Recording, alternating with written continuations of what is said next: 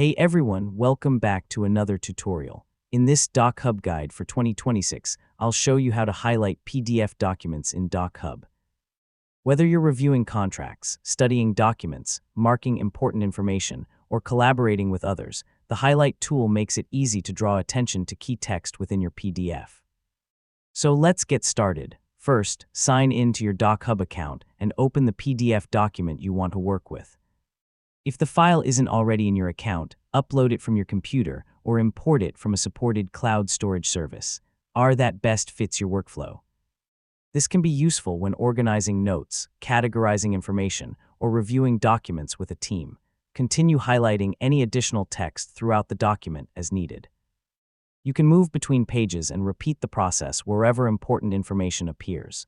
As you review the PDF, make sure your highlights are clear and accurately cover the intended text.